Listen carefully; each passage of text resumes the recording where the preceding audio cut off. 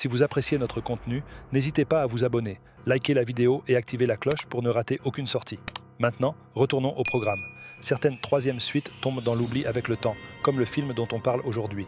Même Omen 3 n'a pas toujours porté ce titre. À l'origine, il s'appelait simplement The Final Conflict.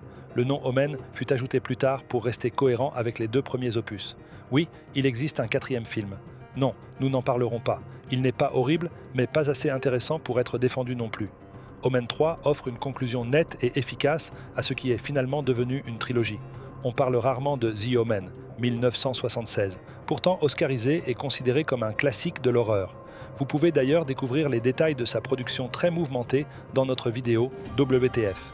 Sa suite, Damien, Omen 2, est également réussie. Elle développe bien le personnage de Damien, tout en maintenant un certain dilemme moral. Les deux premiers films bénéficient d'un casting remarquable, porté par Gregory Peck et William Holden, symbole du vieil Hollywood.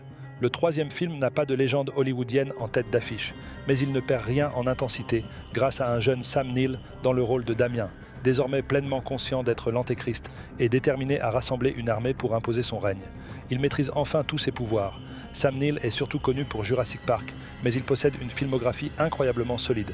Remarquable en antagoniste dans Peaky Blinders, mémorable face à Billy Zane dans Calme Blanc et exceptionnel dans le film d'horreur culte Possession, également sorti en 1981, année d'Omen 3.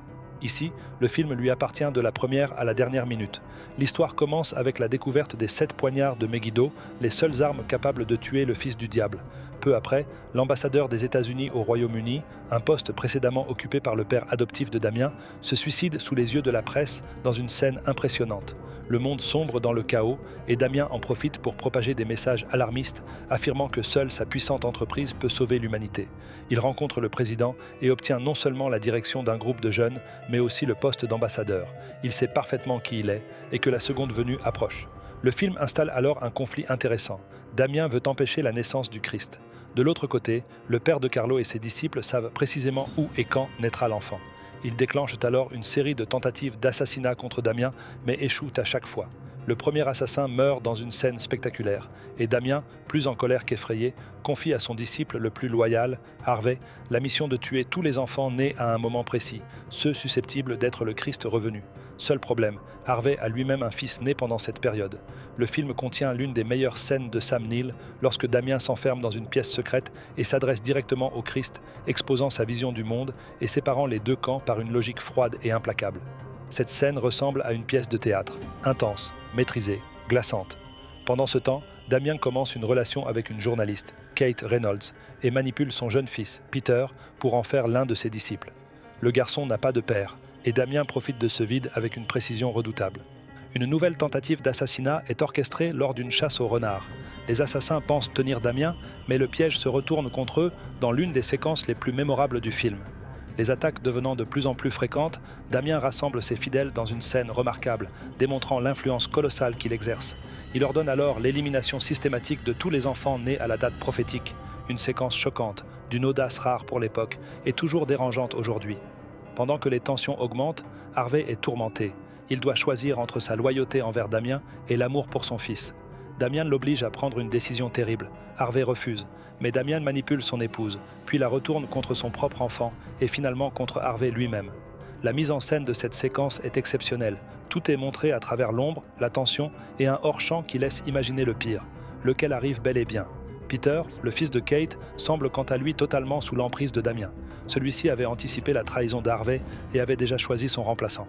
Kate et le père de Carlo élaborent alors un plan pour attirer Damien dans un piège, sauver Peter et tuer l'Antéchrist.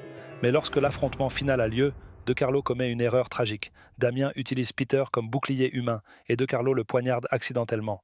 Le film ressent visiblement le besoin d'ajouter une mort d'enfant supplémentaire. Damien étrangle De Carlo, puis entre dans une église pour un dernier face-à-face symbolique avec le Christ. Kate, profitant de la distraction, le poignarde avec le dernier poignard de Megiddo. Damien s'effondre devant l'autel, prononce une dernière réplique déchirante, puis meurt sous une lumière divine. Le film se conclut sur une citation de l'Apocalypse, laissant planer le doute. Damien est mort, mais le Christ est-il revenu? Le monde est-il sauvé? aucune réponse claire, ce qui finalement correspond parfaitement au message de la trilogie.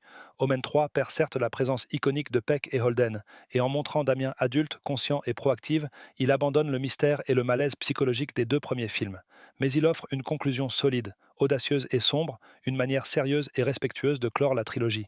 Alors installez-vous, dépoussiérez vos souvenirs de catéchisme du dimanche et redécouvrez un film qui prend son sujet au sérieux et conclut brillamment une saga culte de l'horreur religieuse.